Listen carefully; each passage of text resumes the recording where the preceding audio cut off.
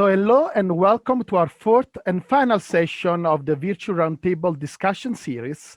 I'm Dr. Costantino Grasso, and in my capacity as Principal Investigator of VIRTEU, which is an EU-funded project aiming at exploring the interconnections between fraudulent and corrupt practices in the area of taxation, I have the honor to welcome you and open today's session entitled Institutional Corruption and Avoidance of Taxation.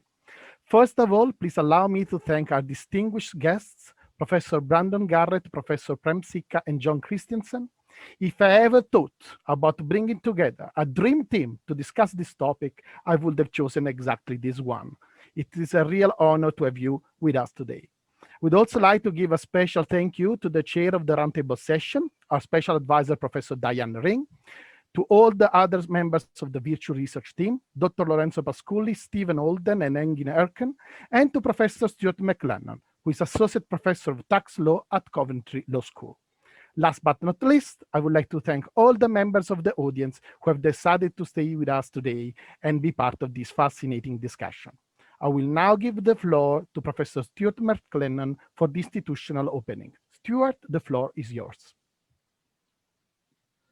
Well, thank you very much, Costa, for that very kind introduction, and thank you for inviting me to speak to introduce today's session and speak a little bit about the work that we do, in particular when it comes to blending together our research in areas like this with our teaching in Coventry Law School.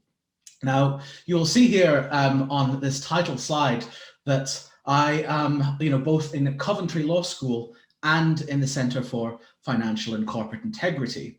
And for some, it might not be at all clear how this division works.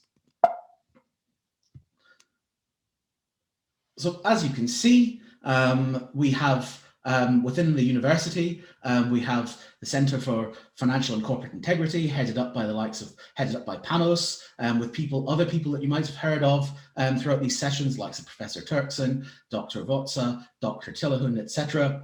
And also this Coventry Law School, headed up by Dr. Gary Betts, but with a number, over 50 full-time academic staff working therein as well. And then there are some of us who do both.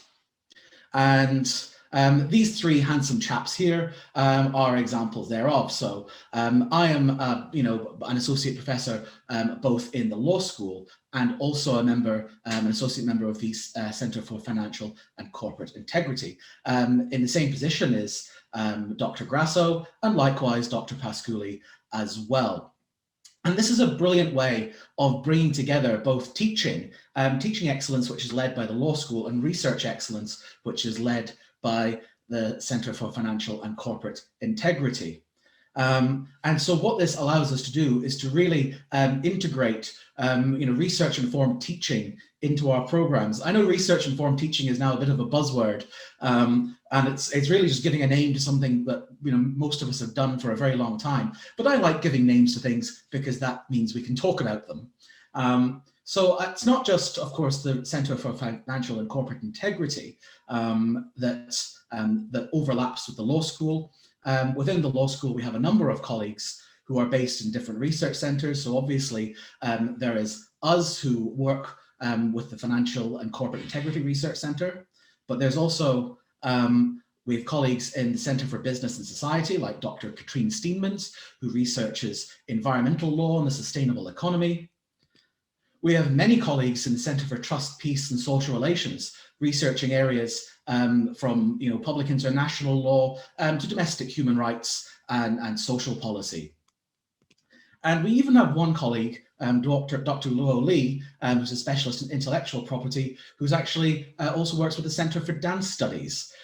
So through our interaction with the research centres in the university, we've been able to build an environment for research-enriched learning. And this can be seen in some of the programs we deliver.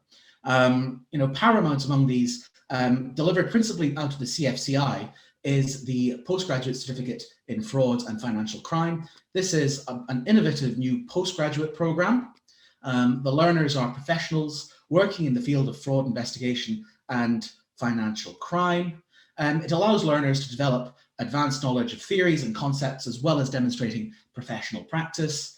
The learners will study 4 different modules. These are understanding financial crime, contemporary issues in corporate crime, integrity in financial services, and crime and financial innovation. And this program is delivered with the industry body CIFAS. But of course, we're on the lookout for new partners. And so if you would like to perhaps join up with us and work with us in delivering a version of the Postgraduate Certificate in Fraud and Financial Crime, I would, of course, love to hear from you. But this is our showcase program, based around the research that we do in the centre. But the research that we do in the centre also influences our undergraduate and postgraduate programs more broadly. So our undergraduate program is our Bachelor of Laws degree. We have over 50 years experience delivering law degrees, and not all of those are Dr. Steve Foster. We have a brand new 3 or 4 year LLB program, depending on whether or not a student wants to do international exchanges or work experience placements. The pathways, you can do a general law degree, or you can do a specialized pathway in business law, trade and finance law, international law, criminal law, and social justice. We have embedded employability through clinical legal education and placement programs and more. And we have an international experience with extensive funding for global engagement. This can be as extensive as perhaps spending a year abroad, or else something more conservative like field trips or collaborative online learning projects, COIL projects as we call them. Similarly, at postgraduate level, we run our Master of Laws program. This includes some brand new programs, including the International Commercial Law LLM. And this is a rich research-led teaching environment. So many of the module leaders in these are associate members of research centers. In fact, the vast majority of the module leaders are affiliated to one or more of the, well, not that you can't do more, but one of the research centers as well. We have an extensive program of guest seminars and events. Our new programs include the option for professional experience, where students can take a period of time out of their learning to work in industry, whether it's in legal practice or elsewhere, and use that to enrich their learning experience. And we have strong progression to PhD study as well. An increasing number of our LLM graduates go on to join PhD programs either with us or elsewhere. And of course, we do support the PhD programs of the university as well. At the moment, the law school supports the supervision of around 30 doctoral candidates who are located in research centres across the university. So that is our research-enriched learning experience. But of course, it's also an international experience. And these are just a handful of our international partners. And again, these range from running innovative joint programs, such as we do with the Southwest University of Political Science and Law in China, or else, field trips, online international learning, and of course, exchange programs with most of these as well, and many more besides. So if you are interested in joining our international environment, I'm sure we would love to hear from you. So do please get in touch. So that's it from me. Thank you very much. Thank you very much. Thank you very much, Stuart. So I'm now delighted to offer some opening remarks and a brief introduction to the topic that will be discussed today. Over the course of the last 2 months, we have participated in a fantastic journey during our roundtable sessions, exploring the intimate interconnections between tax crimes and corruption. In that regard, I would like to thank more sincerely our special advisor, Professor Diane Ring, who has co-organized the event and brilliantly chaired all of our sessions. She has contributed significantly to the success of this scientific event, and their commitment and guidance have been inspiring for all of us. The roundtables have allowed us to gather valuable knowledge from several jurisdictions within and outside the border of the European Union, and significantly enriched our research perspectives, thanks to a marked multidisciplinary approach.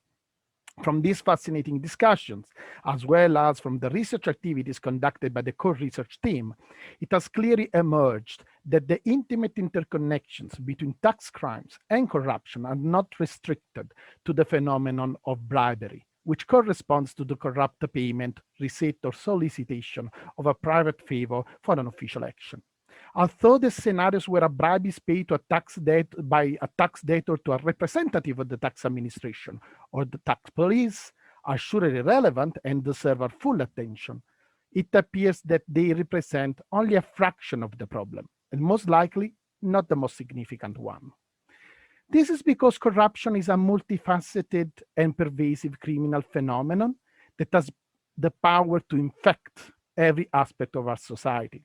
And that, as Kofi Annan brilliantly affirmed in the foreword of the United Nations Convention Against Corruption, undermines democracy and the rule of law, leads to violations of human rights, distorts markets, and erodes the quality of life.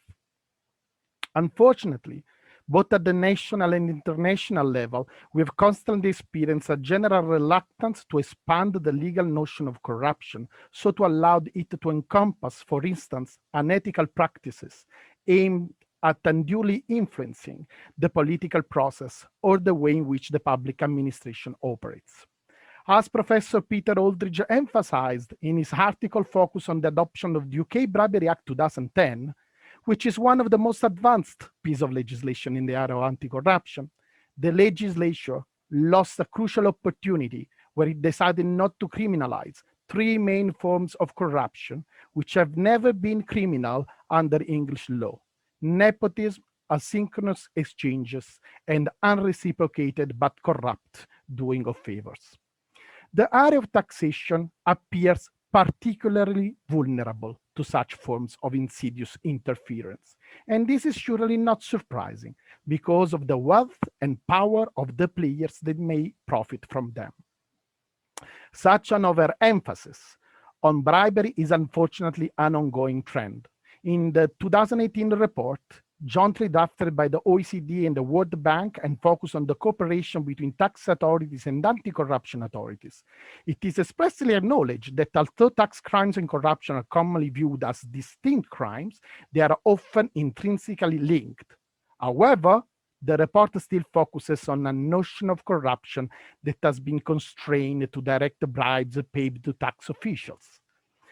It appears that this limited view not only fails to look at the wider picture, but naturally diverts the attention from the unethical and potentially illegal practices perpetrated in the most developed countries, where the occurrences of payment of direct bribes are much less common. If we take into consideration that recent studies, such as the ones behind the Corporate Tax Haven Index developed by our impact partner Tax Justice Network, show how the world's greatest enablers of corporate tax abuses are located in the global north rather than in the global south, it clearly emerges how such a limited approach raises serious doubts as to its suitability to address the burning issue of the interconnections between tax crimes and corruption. As a result, at VIRTEU, we have decided to explore these interconnections, adopting a broader approach and taking into consideration how conflicts of interest may generate corrupt practices that adversely affect the taxation system as a whole. In that regard, we have identified three different dimensions that emerge as relevant for our research. At the higher level, we could include the harmful practices adopted by nation states competing against each other through preferential tax regimes or sweetheart deals. Here, the main question seems to be, to what extent such questionable choices are the result of a legitimate political decision rather than of what Joel Bakan brilliantly defined as the pathological pursuit of corporate profit and power. Turning our attention to the national level, the most relevant questions here seems to be how unethical lobbying practices and the role of corporate power in politics may distort the decision-making process in our democracies, and in particular, adversely affect the area of anti-tax evasion. This is a burning issue that appears to be largely neglected by jurists. However, sociologists, criminologists, Representatives of the civil society and politicians are increasingly turning their attention to it. And this demonstrates the crucial importance of a multidisciplinary approach to the matter. In that regard, the words written by Sheldon Whitehouse, the United States Senator for Rhode Island, in his book Captured of 2017, appear emblematic. Corporations of vast wealth and remorseless staying power have moved into our politics to seize for themselves advantages that can be seized only by control over government. In our analysis, we have identified several potential consequences of such an undue influence on the political decision-making process that deserve to be thoroughly investigated. The adoption of a necessary level of complexity in regulation, the practice of limiting the scope of the criminalization of illicit conducts to evident fraudulent tax evasion practices, keeping out unethical and aggressive tax avoidance ones, the continued reluctance to adopt effective transparency regimes, the adoption of legal instruments favorable to tax evaders, such as tax amnesties and negotiated resolutions. It was only a few days ago that Professor Sikka highlighted during a debate at the House of Lords how a culture of cover-up, which appears deeply institutionalized in the United Kingdom, has emboldened banks and fostered the perpetration of economic crime. Finally, corruption may adversely affect the nationally anti-evasion practices, even where adequate regulations are present. These appear to be the most subtle, obscure, and underestimated effects of the interconnections between tax crimes and corrupt practices. Their consequences may consist in direct attempts to frustrate the enforcement of anti-tax evasion rules, for instance, limiting the resources, independence, competence, and powers of the enforcement authorities or agencies, or in backroom deals based on conflicts of interest generated by the economic and social interdependence of the members of the ruling elite, which are amplified and sustained through revolving door practices and asymmetric exchange of favors. At VIRTEU, we are perfectly aware of the significant challenges that the adoption of a notion of corruption which is broad enough to encompass all the unethical practices I've mentioned so far poses from both a methodological and a practical perspective. But we are also aware that only adopting such an approach we could explore how corrupt practices actually interfere with the adoption of and implementation of anti-tax evasion strategies. Our research has highlighted the inherent risks of adopting an approach based on legal positivism and a formal conception of the rule of law. Where a government underfunds or does not grant sufficient independency or powers to an anti-corruption authority in order to thwart its investigative powers or frustrate its efforts to fight corruption, such a decision appears to go beyond a mere political choice. This especially when we take into consideration that, quoting Professor Garret, a corporate prosecution is a battle between David and Goliath, where prosecutors may well play the role of David. When decisions like that are taken, it is possible to argue that they represent a distortion of our democratic system in that they violate the basic values of fairness, justice, and equality that should characterize our societies.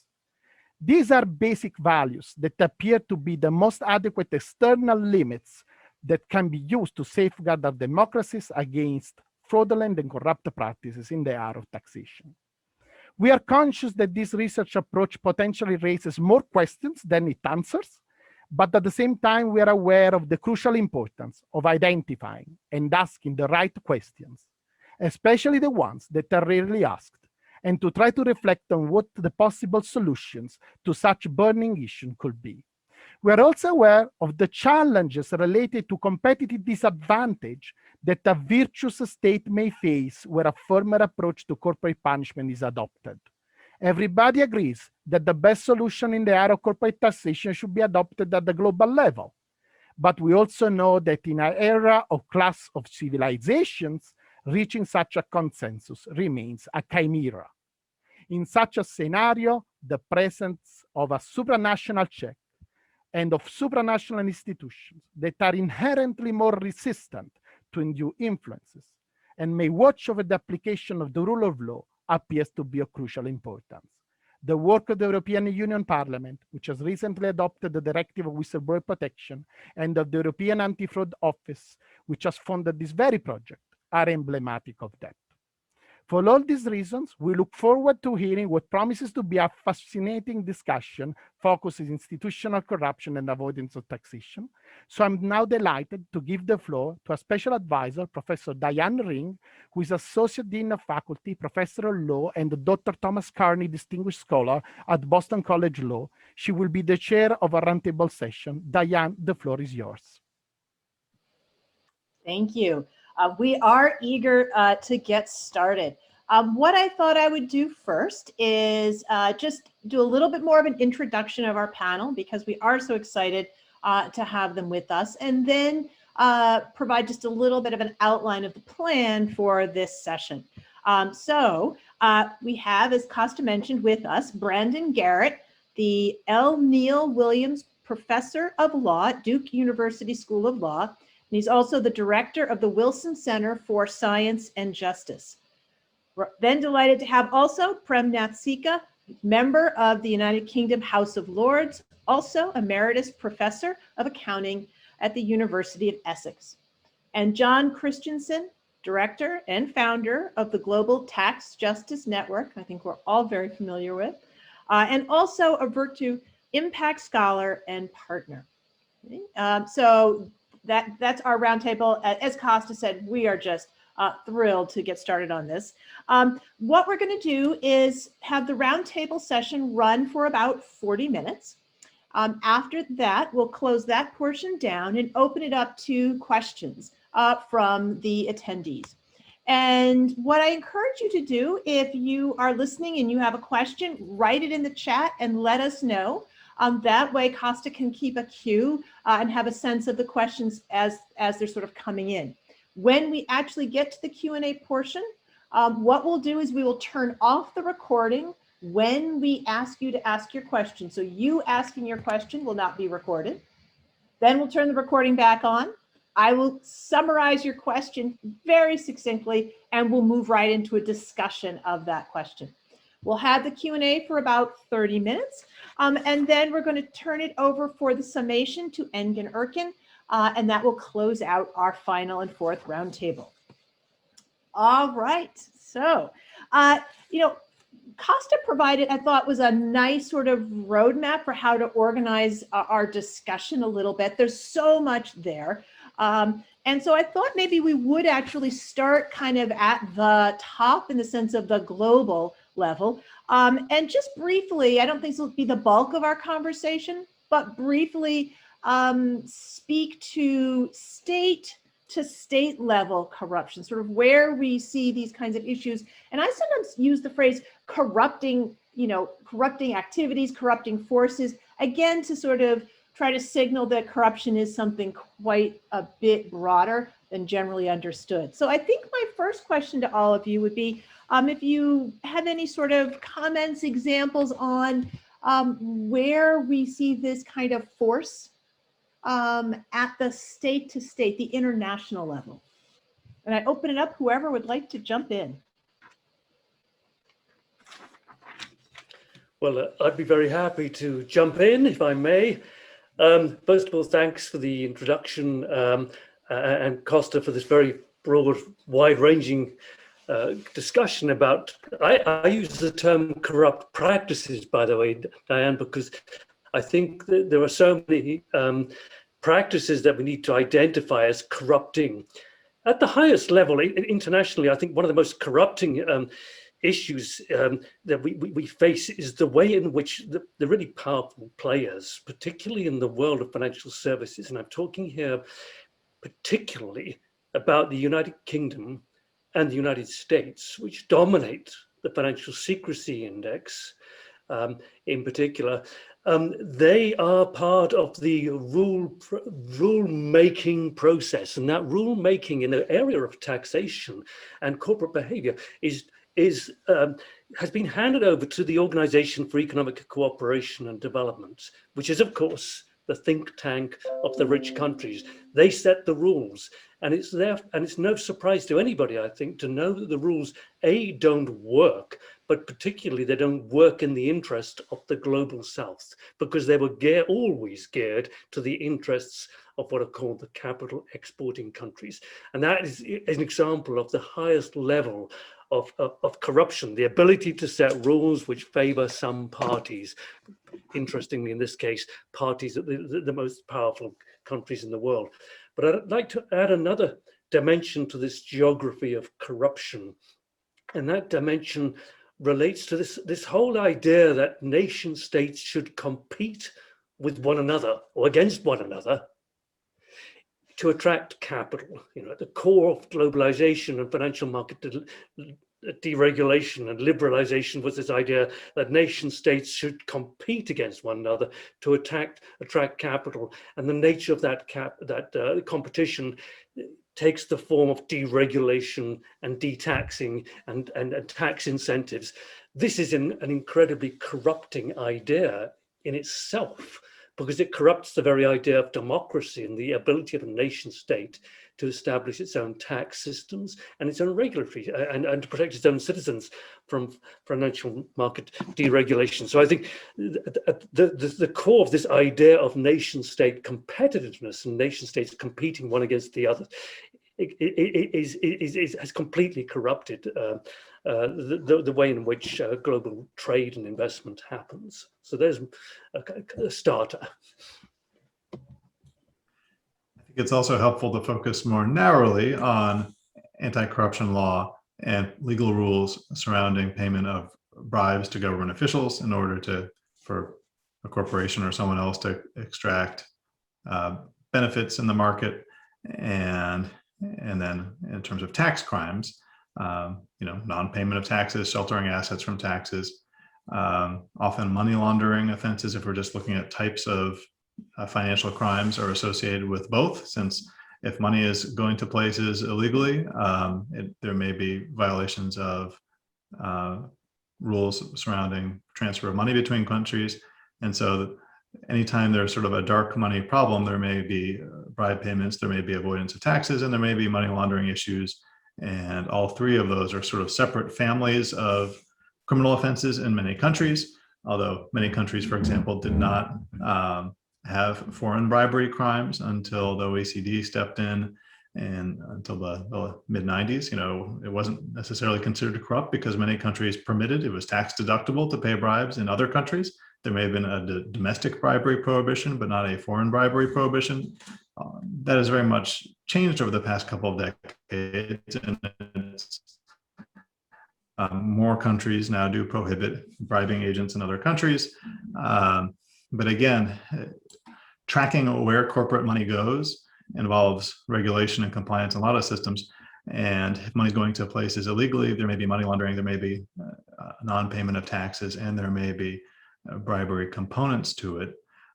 In terms of interactions between countries, I mean, the whole anti-foreign bribery regime began out of treaties between nations and the OECD.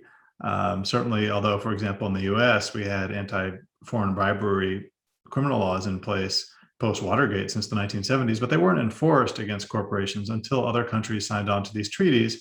And it sort of seemed fair to US prosecutors to hold another country accountable when they also had a law prohibiting foreign bribery. And so, you didn't have cases like the Siemens case in Germany until Germany also passed a law prohibiting it in the 1980s and 90s, when Siemens could report its foreign bribes on its books. That wasn't considered a criminal in Germany, and US prosecutors had a harder time deciding to hold them accountable for crimes in the US that were inconsistent with national law in Germany. One concern, though, across borders in the area of tax crimes is that certainly different countries can have different tax rules. They can have different criteria for who pays taxes and how much, and that's fine. That's national level law. But if a country is facilitating tax avoidance and tax non-payment in other countries, that all of a sudden creates a direct conflict between nations. And I think there's no better example of that than in the conflict between the United States and Switzerland, where United States and Swiss law directly conflicted. And Swiss banks had long been promoting tax fraud and concealing income from the United States authorities. Ultimately, that resulted in the prosecutions of 80 plus Swiss banks and an entire program for settling those prosecutions. And we can talk more about how enforcement actually works in these areas. But I think that's a wonderful example of just outright conflict between the United States and Swiss law, which was ultimately resolved through some diplomacy and some criminal prosecutions.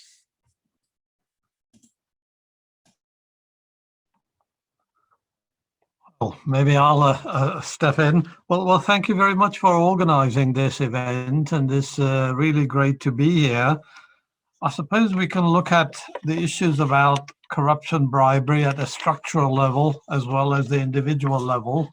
But first, I think we have a deep structural problem, which is that what we call bribery, corrupt practices, in a sense, are incubated at home, at school, at universities, in the workplace, where we sort of encourage young children onwards, people to become intoxicated with private accumulation of wealth, material goods. I got 10 toys and you only got one, ain't I a better child kind of thing? And that kind of continues. Young adults come to university all full of ideas about improving life. They all want to see their parents and grandparents with a good health care, clean air to breathe, clean water, affordable housing, decent pension, clean streets. They come to the business school, and by the time they leave, all that's been driven out of their heads, and it's all about maximizing shareholder wealth. And practically almost all of financial reporting is devoted to reporting to speculators. They call them shareholders. The shareholding duration in listed companies is so short that effectively what people are serving is really the interests of speculators. And indeed, in the last decade or so, if you look at big capital markets like the UK and US, you will find hardly any new finance is raised. And even when it is raised, it is far less than what has been extracted through companies in dividends and share buybacks. So the stock market is essentially a wealth extractor, and that is what we have the whole world of universities devoted to serving. So that is a problem. At the structural level, people, some colleagues here just now talked about how money slushes around, but it slushes around in many different ways. You only have to look at the register of interests of the legislators of the UK House of Commons, House of Lords, and in other countries, and you will see how many legislators are on the payroll of big corporations, and often bidding for them, speaking for them. Anything else is simply driven out. So we have a whole problem with our legislative system, and I think what we call corruption, bureaucracy, corruption and bribery is in a sense written into this. And we often don't really know much about what goes on. So corporations affect the lives of people more than perhaps anything else these days, but there is no freedom of information law, which enables me to learn what corporations are doing to me. I don't even know what they put into various products, food, drink, medicine, which I actually take. So they're actually controlling our lives in many ways. And we are often struggling in terms of trying to get some kind of accountability. Tax havens were mentioned, just a brief comment. The feeling is that the states or governments must hit back against tax havens, but actually we have a very peculiar case in Britain where the government is actually building up tax havens. A good example, if I give you from last week or two, is that we have a financial services bill going through Parliament, which has a section dealing with Gibraltar. Now, Gibraltar is listed in the top 30 of the corporate tax haven abusers, published by Tax Justice Network this week. So what is the UK government proposing? That any company based in Gibraltar can sell any kind of a financial service in the UK.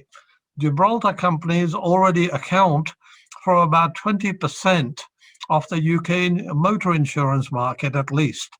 So what the government proposals mean is that a company, which may well be just a postbox in Gibraltar, can sell insurance and other financial services in the UK. The customers are in the UK, profits are in the UK, the sales are in the UK, but sales and profits would be booked in Gibraltar. And Gibraltar law is that if a company makes profits in other countries, well, they can be booked there, but they're not liable to any tax. So there you have it. The government is actually facilitating profit shifting and expansion of tax havens. Why is it doing that? Because big financial services company want it. So some of us asked in Parliament, could the government tell us what is the size of this profit shifting?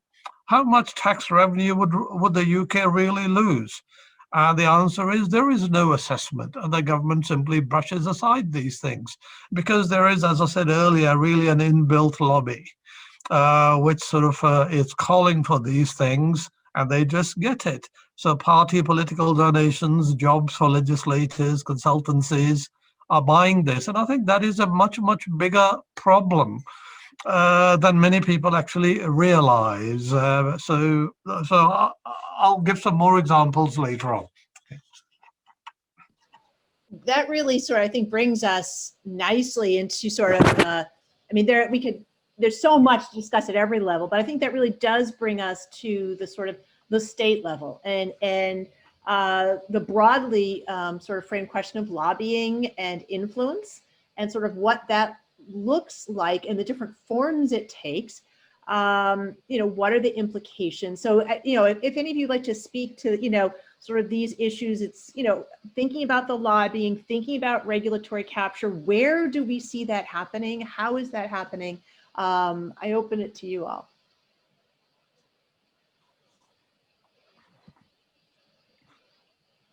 Should I start again? Oh, okay, I'll just say it briefly. I think, lobbying is important, but to my mind, a bigger issue should be the cognitive capture, the psychological standardizing of the key policymakers. So they effectively become like sort of puppets that don't actually have to be asked to do anything. They just serve their master's interests. So I would say that is actually an issue. And then people are sold all kind of tales and they are persuaded to believe them. So let me just give you one example. I've been an accountant for most of my working life. Now, everybody is told we have an independent audit of companies. I can't think of even one example ever where a company has had an independent audit, which is supposed to be a bulwark against corrupt practices, supposed to be facilitating public accountability. So what happens? Company directors invite tenders for audits, which is a kind of a beauty parade. And there is no way an auditor would be hired if somebody comes in with a pitch to say, by the way, I find your financial reporting practices and transparency practices unacceptable. I'm really going to impose a new, tougher standard. And how about hiring me? There is no way. So auditors are not hired on that basis. Even worse, so companies hire and pay the auditors. And so auditors, some people say are watchdogs, and I always say they are really puppies and lapdogs. They've never really been watchdogs. And then we find there is virtually no public revelation about how many hours the auditor spent on the job, what was the composition of the audit team, what key questions they asked, what is in the tender. And it is only through scandals such as BHS, where I was an advisor to a parliamentary committee, we learned that Price Waterhouse, who were auditing BHS, had prepared a time budget, and that time budget included only 2 hours to be spent on the job by the audit partner.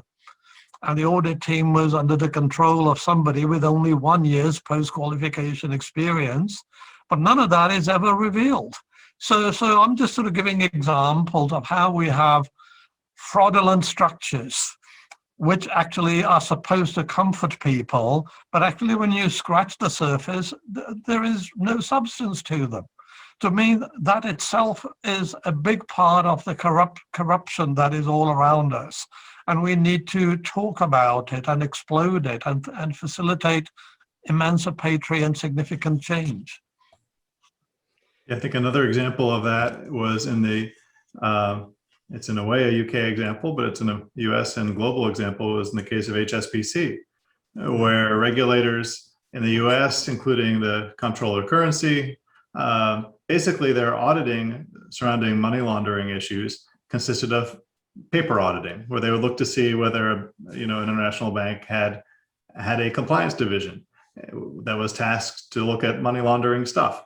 But they didn't actually review any of the records. They didn't review suspicious activity reports or any of the documentation that was produced by a bank. And therefore, money laundering was going on, and sanctions violations and several other financial crimes were going on at a grand scale across HSBC's operations, really all around the world. It was a hornet's nest of money going to all the wrong places in the world. And, when there was a congressional inquiry in the US, they kept asking, well, where were the regulators? And they looked at kind of the paper procedures and didn't actually audit. But talking about the question of capture, it wasn't an accident that many of these key regulators were defanged or ineffectual.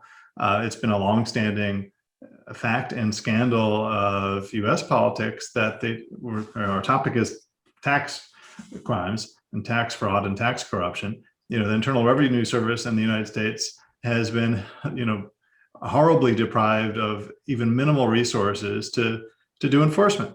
And so, we have many hundreds of billions of dollars per year tax gap, as they call it in the US. It's something like $400 billion a year, just an enormous amount of money. And the IRS, has proclaimed year after year that, look, we can't really meaningfully audit, seriously wealthy individuals who don't even ones who don't file tax returns. Just egregious tax noncompliance cannot meaningfully be investigated. It's much easier to investigate someone who is fairly poor and doesn't attach or require a document or something like that, but to actually audit complex behavior by wealthy individuals and corporations, the Internal Revenue Service really doesn't have the enforcement resources to do it. And they don't. When you look at the stories of some of these major corruption-related corporate prosecutions, as ineffectual as the Internal Revenue Service is in the United States, a lot of the big global corporate corruption cases have been brought by prosecutors in the United States because the Department of Justice in the United States has a lot of resources. And they have some FBI agents, and they bring global investigations. And it's somewhat of an embarrassment that so many of the most important cases that involve a lot of conduct that's outside the United States are brought by United States prosecutors. And even some of the countries that have passed anti-corruption legislation, it's often been because it's been embarrassing that the German companies or the French companies have paid so many $1 billion in fines to United States prosecutors. They would rather some of those fines be paid to their domestic prosecutors.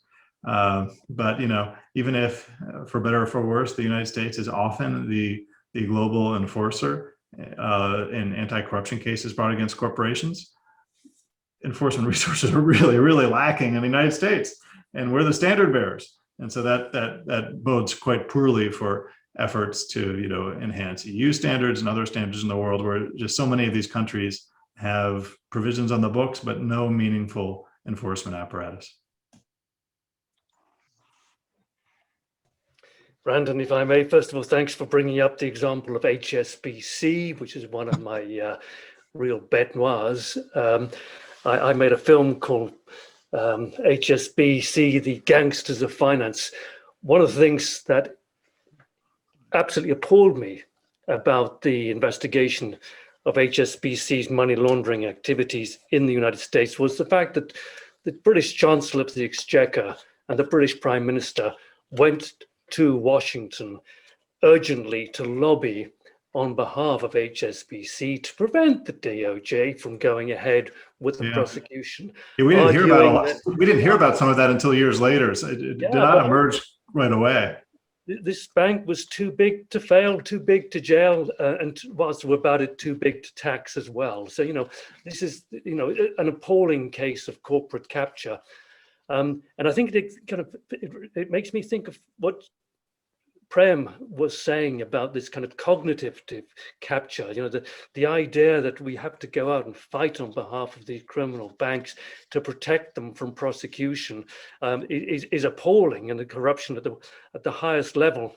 But it ties into what Diane was talking about in the earlier question about this kind of nation state competitiveness. And we have to go out there as states, our states go out to protect our national champions. And HSBC is, of course, a key champion of the British economy. So our politicians have to go out and champion them. But what Prem said earlier about cognitive capture and the extent to which politicians and media, journalists and others are captured by a set of ideas reminded me of something which happened just ahead of the great financial crisis. I was invited to speak on BBC's morning program, Radio 4 Today program, because Prem and I and a few others had been signaling the imminence of a financial crisis. And I went in there, and they brought in as a discussant a lobbyist who said that far from there being a crisis which the state should intervene, he said that the state needs to do everything possible to protect the City of London from financial regulation and from tax in order to protect its competitiveness. And at that stage, I said, look, the City of London has a very weak compliance record, but most importantly, it has some of the highest fee levels in the world. And for an economist, if the City of London wants to compete globally, it should compete by lowering its fees and improving the quality of its services. That's the way in which competition happens in a market economy. But it's, in other words, the banks should lower their fees, the law firms should lower their fees. And this struck the BBC presenter, I'll name him, it's John Humphrey, as such an appalling and idiotic idea. He said, no, that's not the way that competition works. We have to help our companies to compete by deregulating and by not enforcing compliance. Well, the rest is history. A few months later, the City of London almost totally collapsed. But this cognitive capture lies at the level of economics as well. This idea that states should help companies to compete by deregulating and by giving them special tax treatment and by turning a blind eye to their money laundering practices in the case of HSBC, frankly, is corrupting the global economy at the highest level. I was thinking about two particular themes that have come out so far in this discussion, and just a little bit of how you see that in the U.S. play out regularly in some of the debates. Some of it's slightly positive, and much of it not, obviously. In terms of the cognitive capture, one of the threads of discussion in the U.S. About digital taxes and the effort by some of the major U.S. corporations to put the digital tax problem as a sort of number one on the agenda was a way of framing it as a national problem, U.S. companies being targeted, and therefore bad for the U.S. And so it was very much a way of framing it, but we also saw people push back and say, hold it. Is this any different than a sales tax in that country? And you wouldn't be able to get us sort of so engaged on that and worked up. And so, what's really going on versus how is it being framed and being sort of sold to the legislatures?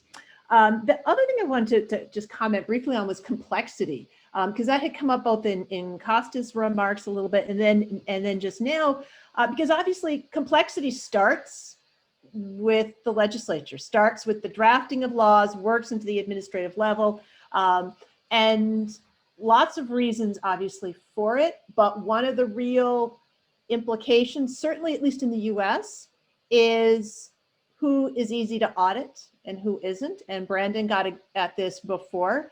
And I think partnership tax in the US, again, is a great example. It's an immensely complicated regime for quite a number of reasons, not disconnected to what taxpayers want.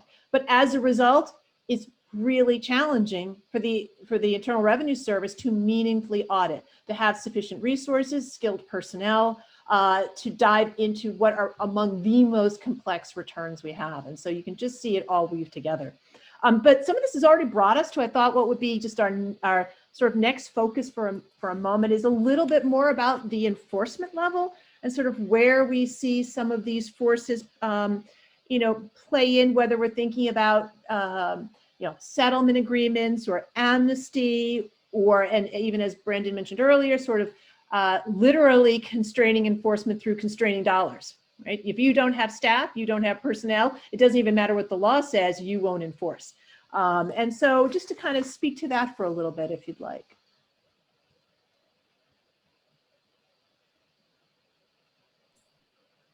I mean, that's certainly been a story in the UK where, the UK bribery law was adopted and you'd think, oh, they're adopting sort of a US approach with more options, more flexibility for enforcers. Maybe they'll start bringing in a lot of major corporate cases like we've had in the US. And instead it's been kind of a trickle of a handful of cases. And there's always the concern that the Serious Fraud Office didn't really have the wherewithal, even if there's some good people there, to bring cases at scale.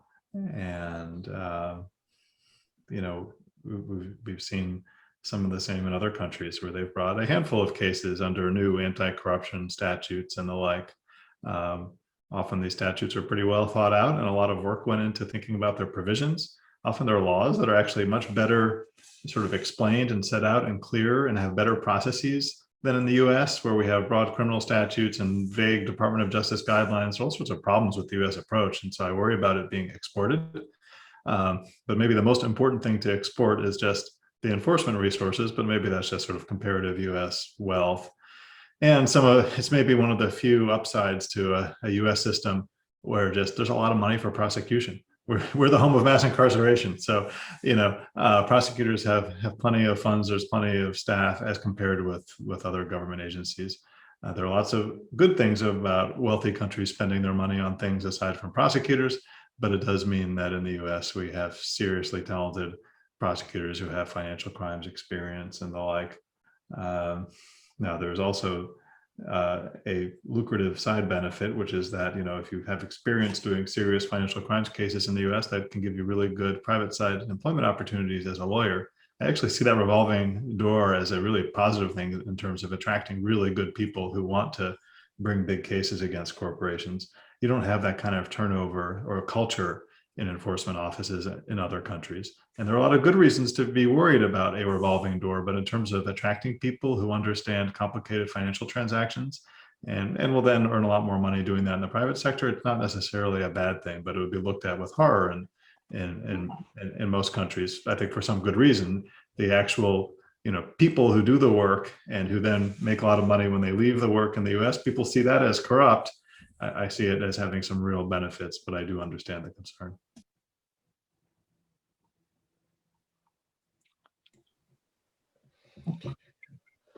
Okay, I'll follow Brandon. I think there will probably never be enough resources in any country to go after big corporations. Bear in mind, many a corporation has bigger sales revenue than the GDP of many a nation as well. So I think we, in a sense, got to look for other ways to supplement whatever else we do. And one of these is to opt for transparency and openness. So we are busy fighting corporations about tax avoidance. So one of the things I've argued for a long time, why not require corporations to publicly file their tax returns together with any advice they receive on that tax? That means they will have to file details publicly about all the correspondence they had with lawyers and accountants about how to dodge taxes. So there is a potential that can actually turn every citizen into an auditor. Now, somebody might scoff at it and might say, look, what do ordinary people know about these things? Well, actually, they know quite a lot, because these so-called technical experts have very rarely alerted the people to tax avoidance or corporate frauds or anything. Often it's been determined journalists and individuals who have sort of exposed that. So that is one kind of thing. Second is, I think we should also look at the way the regulatory bodies are structured. So when you look at the regulatory bodies, typically they are under the control of corporate grandees coming through revolving doors, which swing both ways, because they also go back to corporations after a stint at a regulatory body, and they know who exactly to serve. And we are often told that we must get experts who have the technical know-how. And if you think about it, what does technical know-how do?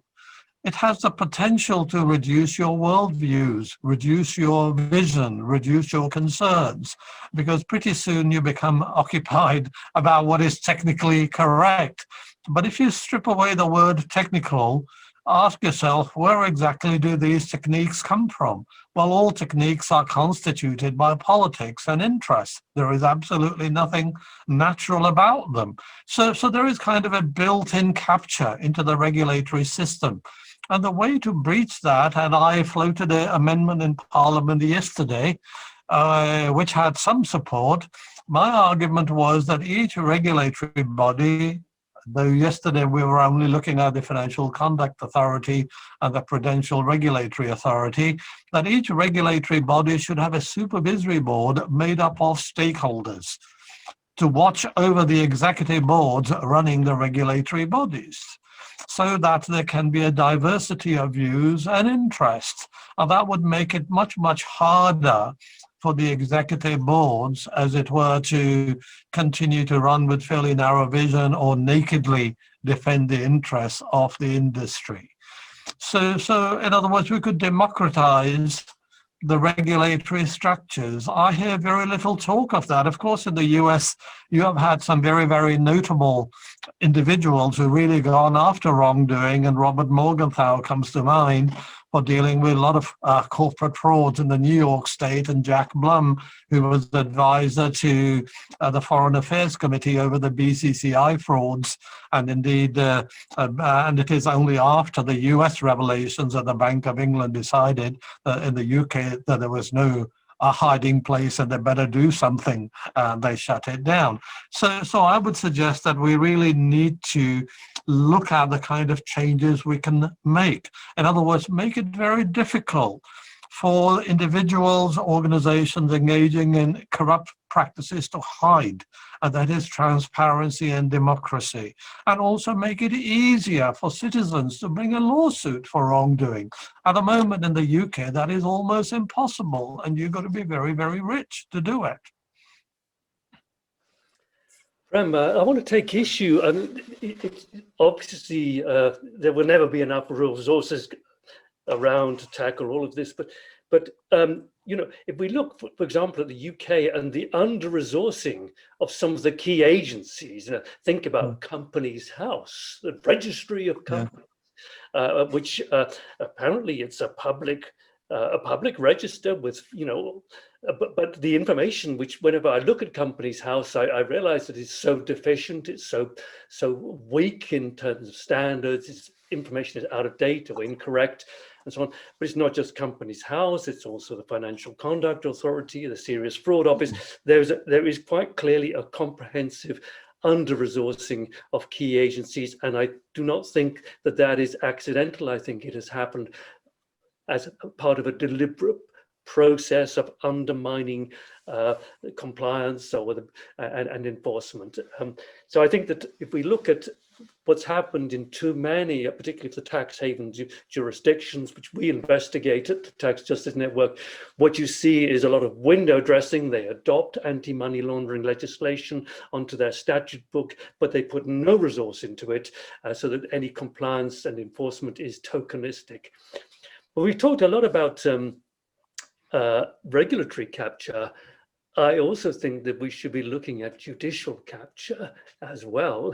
And here, and what brings this to mind is that I've been working for the last few weeks on a very interesting leak that comes out of Jersey. Everyone knows that I'm connected with Jersey, but a leak has come out of Jersey, and it turns out that this leak, which happened years ago, something like 350,000 legal documents came out of a trust and company administration business and were handed to the police, and the police and the Attorney General and the judiciary in Jersey chose to do nothing whatsoever with it.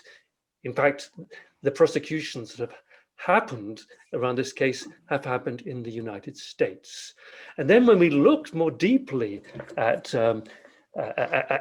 this particular case, and I've got a call with a New Zealand journalist coming up immediately after this session this evening. I'm talking to a journalist in New Zealand about this. When we started looking at it, we found that the trust and company administration business had worked for many years with a particular law firm in Jersey called Ogier. And Ogier is one of the so-called offshore magic circle companies. And it turns out that a senior partner of Ogier was also the head of the Jersey Police Federation at the time that the Jersey police force decided to do nothing to investigate. And it turns out that the Attorney General was a senior partner also of this law firm, Ogier, and he chose to do nothing about it.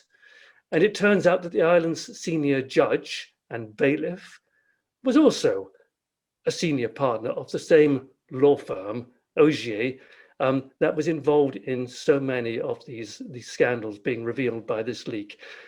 So I think that we need to slightly broaden out the discussion to also consider the idea of judicial capture, because my impression is that many of the smaller offshore secrecy jurisdictions and tax havens that we investigate at the Tax Justice Network are as prone to judicial capture as they are to regulatory capture.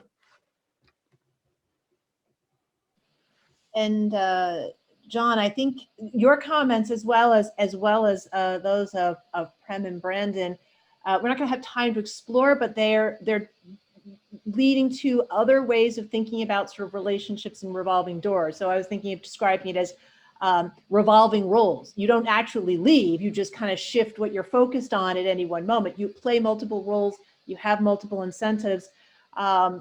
You know, and you know, sort of what are the kinds of conflicts of interest, you know, and what you're identifying are there are just a lot of ways in which this plays out. And also the issue of independence, interdependence, I should say, how incentives and goals among various players can and do align. Again, separate from a formal revolving door, which I think of as truly you were the regulator in this field, then you go back and turn out to be the advisor in the field and back and forth. That's just one sliver, right?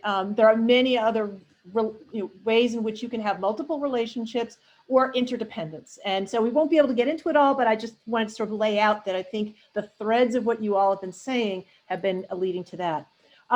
We have just a few minutes before I want to turn to our question and answer, but I think that will also be for a time for us to further explore many of these issues. But I thought we should at least just take a moment to speak a little bit more about where we would go. That is, and Prem, you've already been doing that. You outlined some of your prior recommendations about transparency for corporations with respect to their tax returns, about regulatory body structure.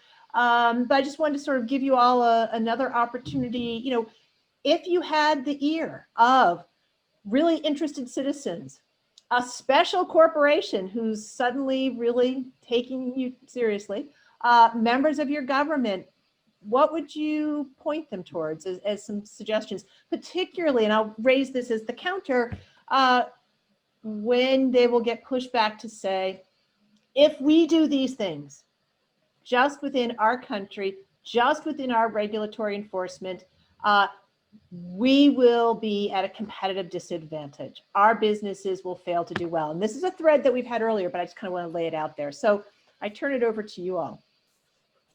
Well, can I kick that one off by picking up on your last comment there?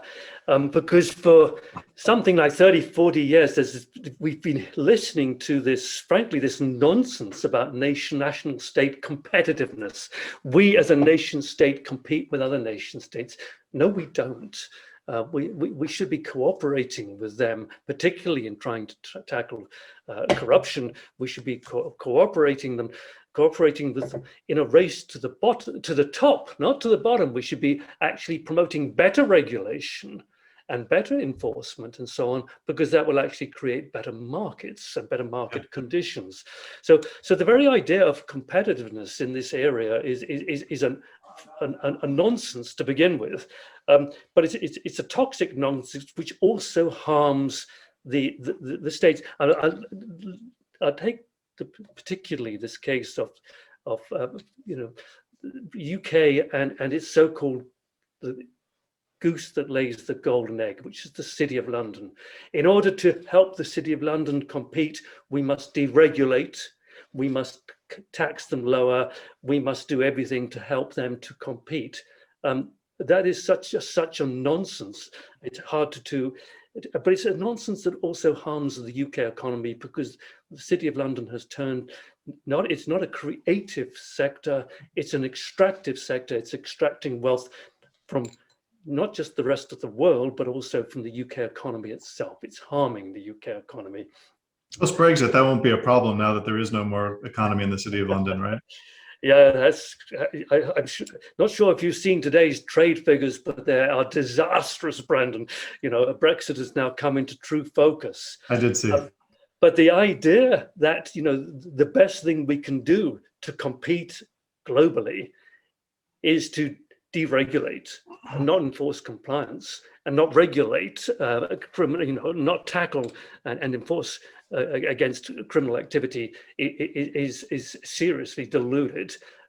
We should be doing the exact opposite, and that is the best way of helping to improve productivity, to help to strengthen innovation, and so on. But the very idea of nation-state competitiveness, what nations competing against one another in this sphere, needs to be challenged from the start. One way that some tricky prosecutors in the US thought about this to try to incentivize the race of the top and take advantage of companies' own desire to come out ahead of their competitors really came from, Department of Justice lawyers in the US that were familiar with anti-mafia work and serious efforts to weed out corruption in mafia infiltrated industries like the Garment district in New York and the like. And some of that influenced the development of this anti-cartel approach in antitrust, where the idea is you incentivize what we colloquially call in the US snitching or informing. And so if a company wants to, companies may benefit from themselves paying bribes or themselves fixing prices with their competitors or themselves hiding money from tax authorities. But if their competitors are doing it too, it's not so much of a competitive advantage anymore. And so how can they do better by doing clean business? Well, they only really do better by doing clean business if they turn in their competitors and know that something bad will happen to their competitors. Or even if they are continuing to do unclean business, if they get some amnesty by saying, okay, we paid bribes, but so do these other people. And often if they're jointly bidding on a deal or jointly using the same tax advisor, they will know very well what their competitors are doing and will have great evidence that they can share with prosecutors. And US prosecutors have really leveraged that in ways that are really clever, because even with comparatively more resources, like no federal prosecutor's office in the US really has the resources to go after all these different tax havens and tax shelters. That's what they did in the Swiss banking cases. They couldn't prosecute 83 banks on their own, really. They said, if you don't turn yourselves in or turn in your colleagues, it won't be good for you, and we are coming. And so using a company's own selfish motives to incentivize turncoat and snitching type behavior among largest corporations, genius. And that's something that can be done to use corporate competitiveness and selfishness to promote clean business. Prem, did you want to offer a final? Yeah, sure. I mean, the interesting thing is this notion of competitiveness is not used to improve the distribution of income or wealth or better rights for workers or homes for homeless people. It is kind of a very weird, primitive, neoclassical kind of economics kind of approach. And we have had this dialogue in Parliament again this week.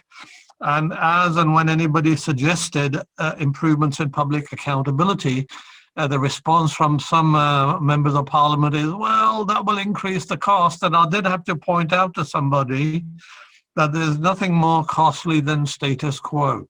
Just ask somebody, who's been a victim of a financial fraud or been cheated in some other way. But the problem is a lot of these people who talk about these things don't make a distinction between public and private costs. They only think about the private costs and not the public costs. But the irony is, if all businesses behaved, you will actually have less regulatory costs. But the fact is that they don't behave. Therefore, that is why we need lots of regulatory bodies and structures. And indeed, I had a dialogue, which was not in Parliament, just online with somebody. And somebody said, we need a tax cut. And I, first of all, wonder what that means. And then I said, actually, you can have it. All you need to do is improve the distribution of income. And therefore, there would be less mental health problems or less problems arising out of people living in poor housing. They can all have decent food, and therefore they will not be asking for social security benefits. So how about it? Improving the distribution of income. I'm afraid I didn't get anywhere, didn't expect to. But in other words, there's a very different perspective on how you can reduce some regulatory costs. But that is not what they were willing to do. But I think what John and Brandon were saying, in a sense, what we are up against is rampant corporate power. So corporations, as we dominate every part of our life, but they also are creating diseases, whether they are related to tobacco, thalidomide, obesity, adulterated food, and they're simply not held accountable for it at all. Shareholders sit back, receive dividends, run from one company to another.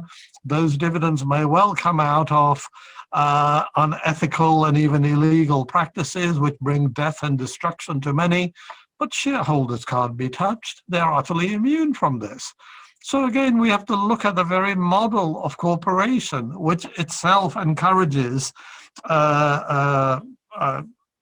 the kind of practices which we are unhappy about. And we need to look for alternatives to corporations. Even where we have corporations, we should be democratizing them.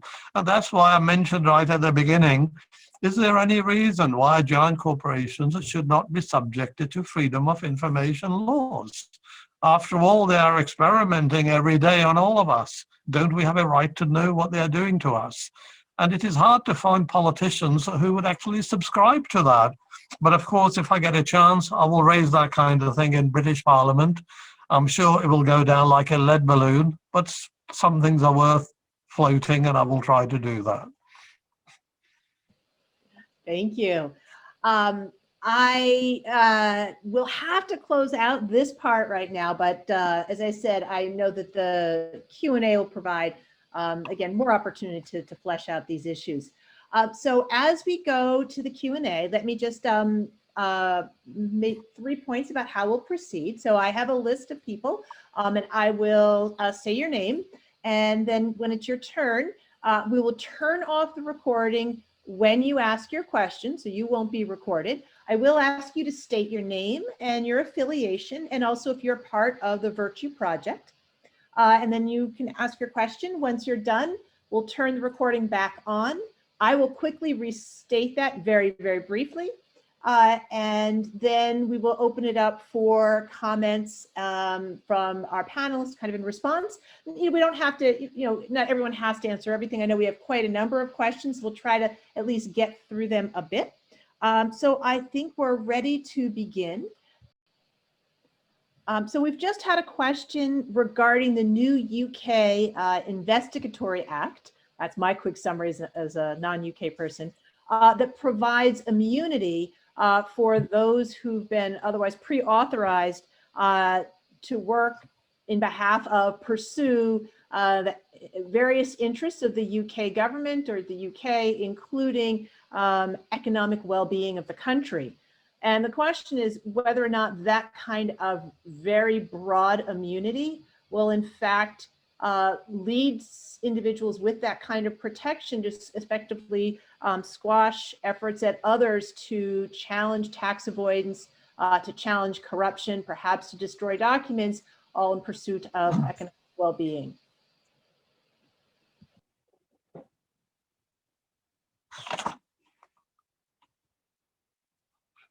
Should I start, maybe? Well, thank you, Stephen. It's a very interesting question. In my view, the Covert Human Intelligence Sources Bill is the worst kind of legislation which anybody could ever develop. Just to give a brief background, basically the UK law for the last 200 years has been that a state official may do something, whatever they think is in the public interest. Let's just think about an extreme example. Say a policeman finds an armed terrorist on London Bridge, on the spur of the moment has to take action. There is no time to consult anybody, shoots the terrorist. Now what do? Well, the position is, well, you then have a hearing, you take the evidence, you examine the circumstances, and then you decide whether the action was appropriate. But all that is being actually overturned. So under the CHIS bill, as it is called, there can be state or non-state actors of any age who can be authorized to commit, that is, they're authorized in advance to commit criminal acts, whether it is murder, rape, torture, nothing is barred. They can be authorized as long as that is in, there is a clause in the bill, off the top of my head, I think it is clause 5, which says as long as that is in the interest, that is in the UK economic interest, and also in the national security interest. So if you happen to be an innocent victim of this premeditated act, there is no restitution because it's already authorized. There is nobody will be telling you that it is authorized other than some key individuals within the organizations and possibly ministers who would know about this. So freedom of information law would not secure that information for you. Even though I have always argued we never really had freedom of information law in the UK. At best, we only had a possible right of access to information because we don't really know what information is actually held. We don't have a list, so we can only guess what may be there and ask about this. Now, the government's argument is that this is really vital. Now, I was not convinced in any parliamentary debate that that was vital, and I voted against the act. I also voted for a number of amendments which were tabled to protect the innocent victims, but the government rejected them. So basically, it is a huge erosion. I mean, you will feel this in your everyday life. Your phone can be tapped without any court order. A person can come to your door, has the appropriate ID, and says, I want to search your premises. If you say no, you are committing a criminal offense. So these operators don't actually need a court order to do these things to you. This is a huge erosion of people's civil rights, threat to human rights. Of course, many other governments, many other countries are also facing similar kind of concerns about security threats and issues about well-being. For example, you can look at Canada, US. They don't have a similar kind of law. So the UK is actually charting a completely new territory. And that is very, very dangerous. Will it really help to deal with corrupt practices? Well, that was one of the things the government argued, that the need to send in undercover agents. Well, do they really need to commit murder, torture, rape, and other things in order to uncover corruption? Or do we need some other approaches, like I talked about some examples I gave earlier? So I think it is a moment of profound danger to the rights that we may enjoy and already enjoy some of them. Stephen, if I could just add to what Prem said, I agree with everything that Prem said. Speaking now from a civil society perspective, as chair of Tax Justice Network, but also as someone who works a lot with investigative journalists, it concerns me enormously that we will not have access. We will not know what state agencies are doing. We cannot ask questions about what state agencies are doing, apparently on the public behalf. It concerns me also more broadly that in the UK, and I'm sure this is happening elsewhere, there is a deterioration of the conditions within which civil society can operate, a climate of a climate where apparently to combat this greater accountability and transparency, NGOs are finding themselves increasingly under pressure to not ask awkward questions. And this has reached the stage where we at Tax Justice Network are having to very seriously consider the idea of relocating our corporate registration out of the UK, because we are concerned that increasingly the boundaries within which we can operate are being quite carefully trimmed to reduce the space within which we can operate. And I see this law as potentially one part of that, reducing the space within which civil society and journalists can operate. Thank you. So now our recording will go off. And so I'll just restate the question for our recording. So as we think about the relationship between the global South and the global North, with sort of attention to the fact that the global South faces issues with a lack of capacity, but we find flows going to the global North to find, financial flows, finding a safe haven. Given regulatory capture, how do we sort of move forward on that? So open it up to you two. If I can begin, because I like optimism, and certainly we at Tax Justice Network always like to come forward with solutions, but these are very much green shoots. I think I'd point you in the direction, Aviola, of an organization called Tax Inspectors Without Borders, which is a joint UNDP OECD project.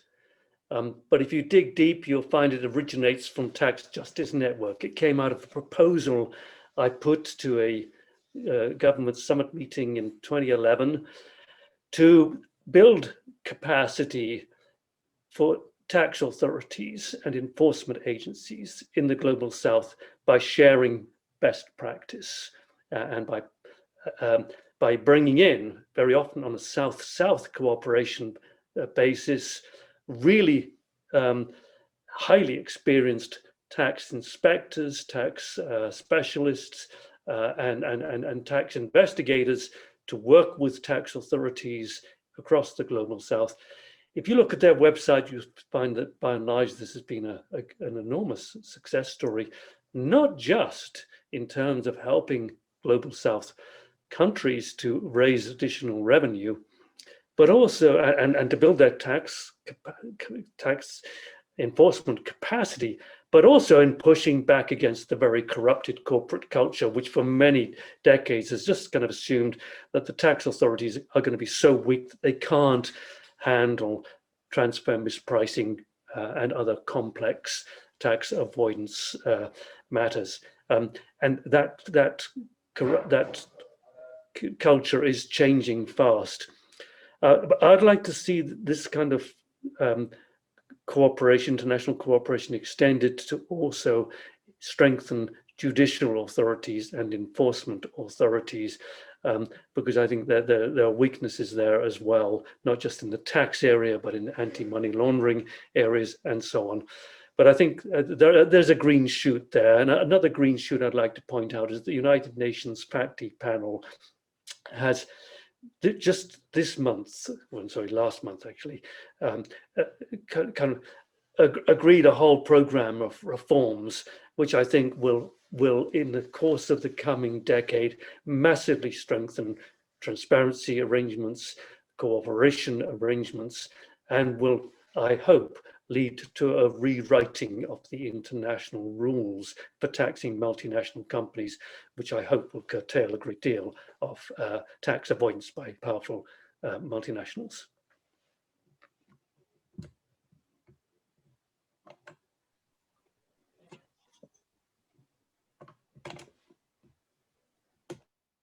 Okay, I'll step in there. Thank you for a very interesting question. And like John, I'm always optimistic. And I think civil society organizations, as Tax Justice Network has demonstrated, can do quite a lot. And indeed, it has been a pivotal movement in sensitizing people to the issues about tax avoidance, tax evasion, tax havens, and putting forward ideas for reforms, some of which are now being accepted as though they are commonsensical things to do by the powers to be. So that is very important. I think Global South also needs to join forces and develop develop their common interests. In relation to tax, the weaknesses of the transfer pricing rules have often been highlighted by countries like India, Brazil, South Africa, which in a sense is forcing the OECD to rethink some of those issues. As an accountant, I'm always troubled by why Global South wants to use Western accounting ideas. So when Western companies prepare financial statements, as I said earlier, they're primarily aimed at speculators in capital markets. But when you go to many developing countries, firstly, thankfully, you don't have such deep capital markets. Lots of businesses are kind of family controlled. And you also have lots of other problems around employment, encouraging investment in R&D, public investment in productive assets, and so on. There is no accounting rule in the Western world which promotes it.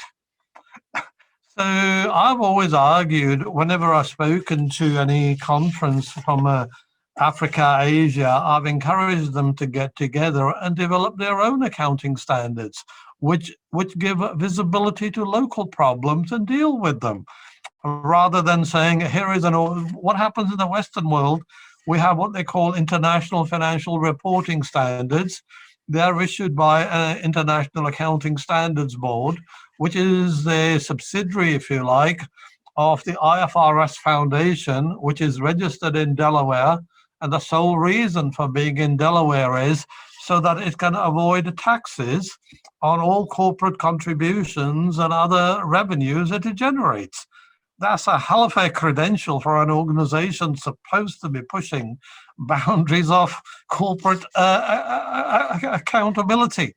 So my encouragement would be really for these countries to get together. They do have a lot in common and form common alliances and do what is good for the people in their own countries.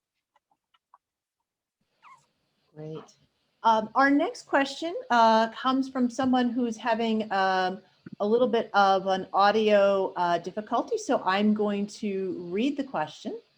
All right. And it regards the exchange of favors and interdependence of members of the elite in academia, in the judicial sector, in the corporate sector, in the political environment. So just to sort of comment really on sort of what that sort of network of, and a little bit of the interdependence that we mentioned before, how that figures in to what we're seeing.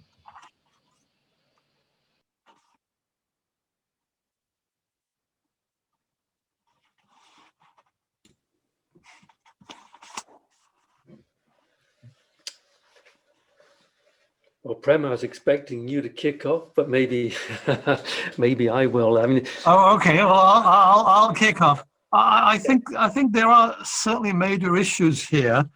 There was a journalist who worked for a major UK newspaper, Daily Telegraph, The Telegraph, and he actually resigned because he was constantly told not to run any stories, negative stories about HSBC, because HSBC advertised a lot and the newspaper was not really very keen on losing possibly that advertising account. there are lots of accountancy magazines, even online now, and in yesteryears they were in print. They are really run by what some people say professional accountancy bodies. I always like to call them trade associations, which annoys them a lot, and that's good. So they were run by and owned by accountancy trade associations. They very rarely ran anything critical about big accounting firms or the auditing industry. Their notion of criticism was on technical grounds, not on any sociological, philosophical grounds, but just on sort of technical issues. And so that, again, in a sense, shows how some of these alliances run. And it would be interesting research for someone to look at the debates. For example, we've just been discussing the Financial Services Bill in Parliament. Look at the speakers and see those who are close to the finance industry, what actually they have to say. And you will find most of them busy defending the indefensible. So certainly, in a sense, some of these problems been highlighted by people like Noam Chomsky and his very famous book, Manufacturing Consent, a long time ago, but you can actually observe them in everyday discourse. And I watched the world of accounting for a long, long time. I won't bore you with some of the details, but over the years, all kinds of concessions have been given to accounting firms, which have made it much, much harder for the victims of audit or negligence to sue the audit firm. And in most cases, what do you find? The ministers who've given away these concessions, upon leaving office, end up working for those accounting firms as consultants. They're not really hired because of their accounting skills. They're hired because of their political maneuvering, getting access to key policymakers, senior civil servants, and others. So there is a lot of that. And what I've always argued is being a legislator, especially in the House of Commons, is a full-time job. They get paid very nicely. There is no way they should be allowed to do consultancy for anybody else. And often the response is, yeah, but I need to talk to business. Otherwise, I can't contribute effectively to Parliament. My response is, please, by all means, talk. Any money you collect, let us create a new foundation for democracy, and it all ends up there. So that you don't personally receive a penny. And of course, they would not really be keen on that. So certainly there are those kind of networks. And I think, so, I come back to my earlier message that the state we find ourselves in is really there because of the corrupt political philosophies and institutional structures that we have. They're all man-made. There is nothing natural or inevitable about them. There is no invisible hand. It is a visible hand of social interests which has created them, and therefore we can change them. All our predecessors have shown how things can be changed. We can change them too. Thanks, Prem. Can I just add another dimension to this? Speaking now as someone who worked both in the UK and in the Jersey civil service. I ran a department.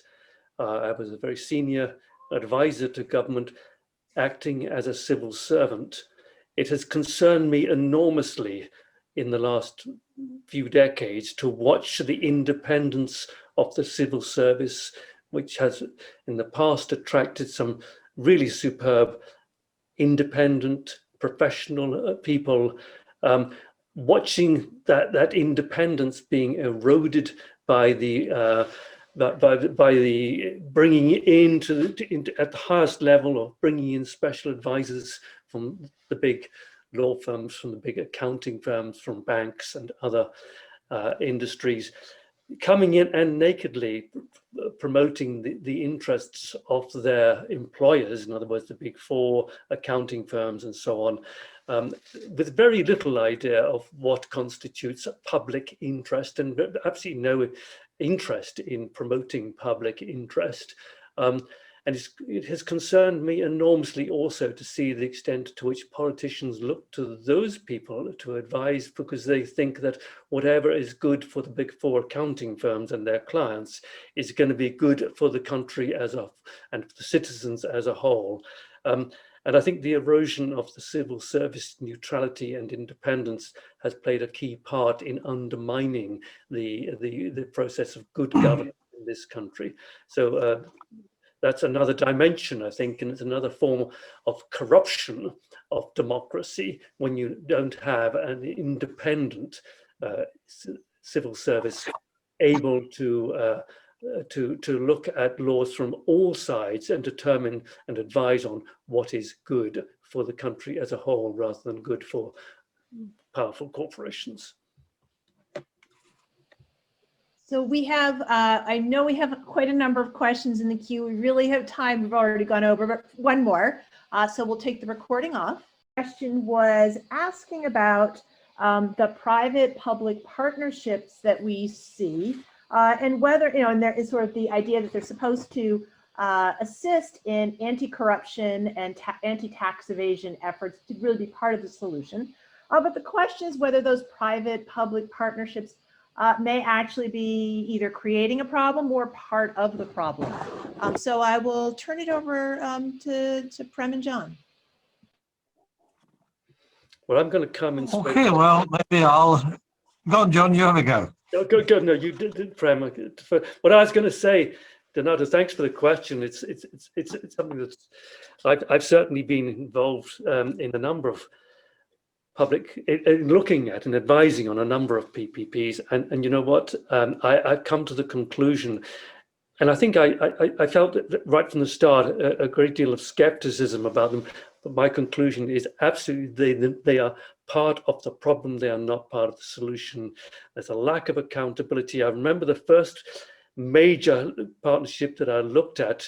The contracting process ran to hundreds and hundreds of pages, and it's absolutely clear that at some stage when these things start to roll out, there was going to be massive litigation, and that in that particular case proved to be exactly the case. Massive litigation ensued, and inevitably the private partner won because the contracts had been skewed in their interest. I think it's undermined accountability. It's undermined the requirement that our politicians actually make decisions and take responsibility.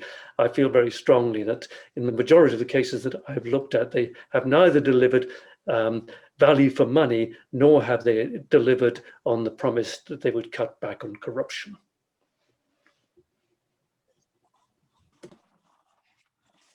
Oh, thank you, John. It's a very interesting question, so thank you, Donato.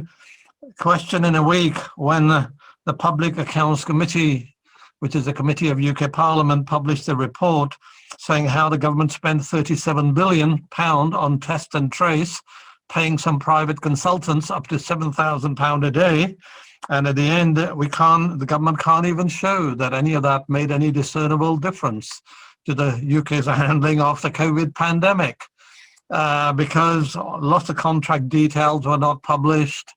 We don't know much about it. We don't know where the money went. We don't even know if we got value for money. So there's all kind of issues raised about accountability as well. We have a kind of a public-private partnership operating in many different ways. If you are to look at the board of HMRC, which is UK's tax authority, you will find lots of individuals from major corporations and accountancy firms over the years who sit on that board, or at least have come from private organizations. And HMRC has not been very successful for dealing with tax avoidance by large companies. There are not many cases where they have actually taken any of these to the courts, despite revelations by Panama Papers and Paradise Papers and Jersey Leaks and many others. Within HMRC, there is also something called a general anti-abuse rule. So there is a panel called GAR panel. It is almost entirely made up of individuals from law firms and accounting firms and corporations who actually either have defended tax avoidance or promoted tax avoidance schemes. And again, none of the GAR rulings relate to any large business. And you wonder why there is that kind of an issue. So that suggests public-private is very, very difficult. And I agree with John that it is part of the problem. And you can see that at a bigger scale when we have, for example, something called a code of corporate governance, which is a voluntary thing. Now, you and I, even if we park on the wrong side of the road, well, we face the might of the law. And the general principle of law is comply or else. But now we have a state within a state, which is for corporations. So we have no central enforcer of company law in the UK. There is no such regulator, but there is a voluntary compliance with this corporate code. And if you feel that you have any grievance, you can't really go to the courts and say, well, Your Honor, this business has violated something and damaged my rights. The first question would be, which law has been violated? Oh, there is no law. It's just a voluntary agreement. That does not really do anything.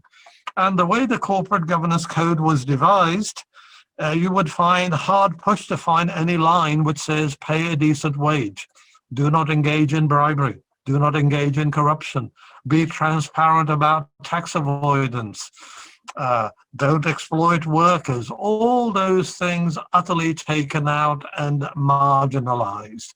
If anything, problems of corporate governance have been multiplied because this kind of a code and the government's acquiescence to that has actually emboldened corporations to commit criminal acts, knowing that there is no real enforcement of any kind. So I think, personally, I favor public model, but with the empowerment of stakeholders so that they have the power to call misbehaving corporations to account. And at the moment, we don't really have that in the UK. All right. I'm unfortunately, as I said, going to have to close it off now.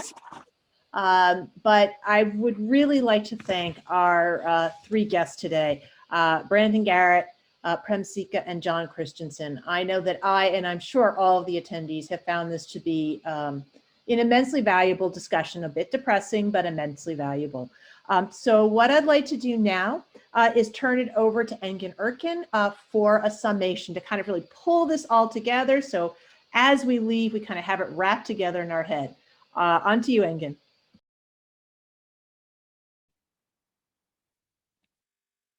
Thank you very much, Professor Ring. As Professor Ring has already mentioned, my name is Engin Erkin, and I am a postgraduate researcher at the Center for Financial and Corporate Integrity at Coventry University.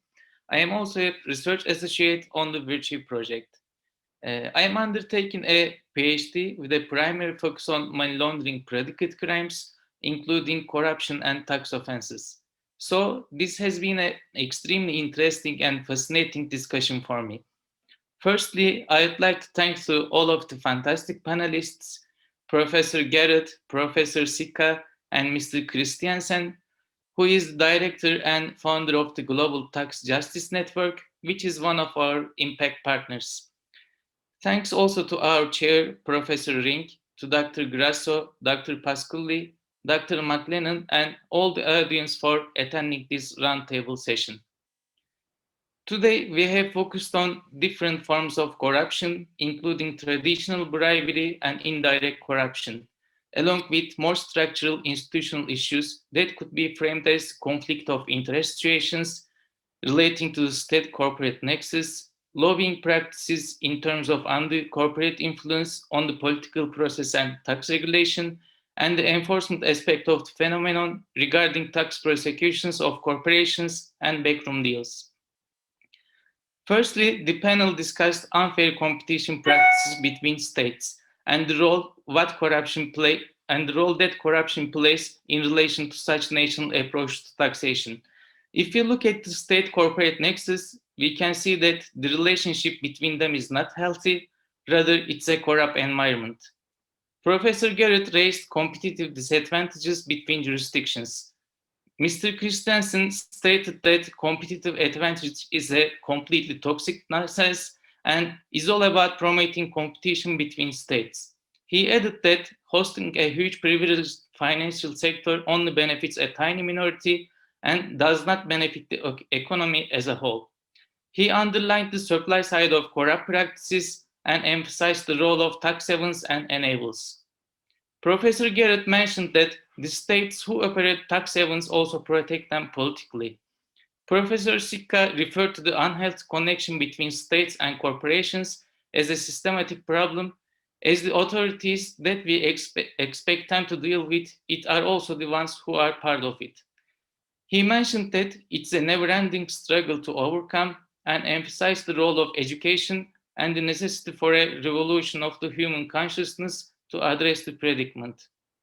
We also discussed lobbying issues and talked about how national tax policies are affected by the undue influence of and forceful pressure from wealthy corporations, resulting in an environment where aggressive tax avoidance practices are allowed. Professor Garret stated that the annual tax gap in the United States is approximately $400 billion. Lobbying is a matter of conflict of interest, and in this sense, Mr. Christensen highlighted the necessity of reframing the concept of corruption. He stated that power shapes the corruption discourse, and considering the practices undertaken by enablers and multinational enterprises, bribery was the dominant part of it. However, bribe taking constitutes a minuscule issue compared to tax evasion and tax avoidance. In other words, corrupt practices go beyond giving and taking bribes. Lastly, we discussed the difficulties relating to enforcement practices. The complexity of tax legislation, the lack of skills and competencies of the relevant authorities, and the unwillingness to prosecute big corporations resulting in effective tackling mechanisms. Such corporations always look for agreement opportunities to resolve legal disputes on tax matters, and when there is an agreement, it is not transparent. Rather, it is in the form of backroom deals. Professor Garret and Mr. Christensen highlighted that this also involves revolving door relationships between the various parties, as in the case where high-level prosecutors become defenders of big firms. In this context, Professor Sikka raised issues about transparency, openness, and how regulatory bodies are structured, reinforcement of which seem to be the best strategy for tackling the phenomenon efficiently.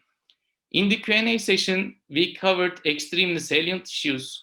There were so many fascinating questions, but due to the limited time at our disposal, I'll focus on a few of them. There was a question on state secrecy, and in particular, how a recent bill of the UK government, namely the Covert Human Intelligence Source Bill, may adversely affect taxation practices, considering it offers criminal immunity for certain parties. Professor Sikka mentioned his concerns about the legal instrument by referring to it as the worst kind of legislation. He added that if it becomes an act, nobody will be able to sue anybody due to the privileges it introduces. Another interesting question was on the effects of public-private partnerships, and panelists emphasized, amongst others, the importance of transparency and accountability in this context. Once again, it was a fruitful and fascinating discussion, and many thanks everyone for your contributions. Thank you. Engin, thank you very much for that summation. And after today's discussion, I can see that there's much work for you and your colleagues at the Center for Financial Corruption and Financial and Corporate Integrity. So that really brings us to the close of our 4 roundtables. I would like to thank all of those who have been joining us for these sessions, and of course, today's panel participants. We very much appreciate your attention to these issues. Thank you. Thank you. Thank you. Okay. Bye-bye.